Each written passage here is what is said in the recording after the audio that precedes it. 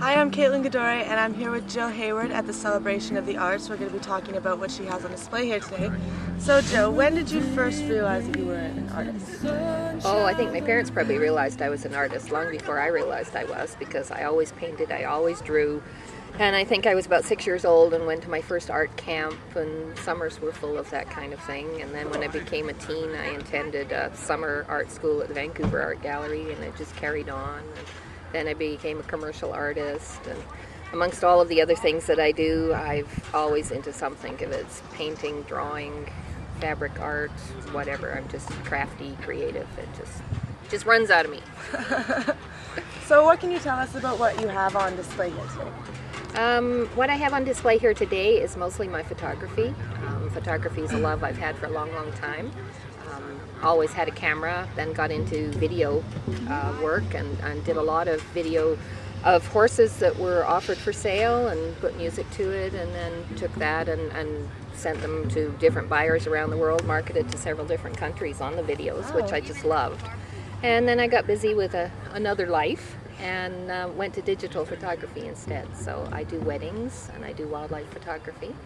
And I also work at the newspaper. I'm an editor at the Barriere Journal, so I get to play at my love of photography while working in the newspaper. That's awesome. But I also have leather and rawhide braiding here. That's something that I kind of do in my spare time if I ever find any. And I braid maybe one bridle a year, and I've got those all over North America, and that's a lot of fun and very rewarding to do.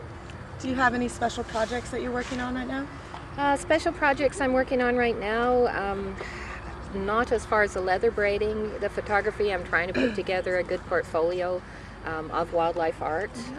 I've talked to several people who would like to have my photographs in their boutiques and their gift stores and so on, but time is a big factor. So when you're doing it as a hobby and a sideline, it's pretty hard to dedicate to as a full-time job, which you really need to do to market yourself.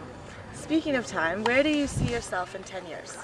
Where do I see myself in 10 years? Ideally, in 10 years, I would like to have a great, humongous, long zoom lens. I'd like to be on a boat going up the Northwest Passage and photographing wildlife, grizzly bears and spirit bears and whales. And photography is where I would like to go with a retirement, where I can really dedicate myself to it.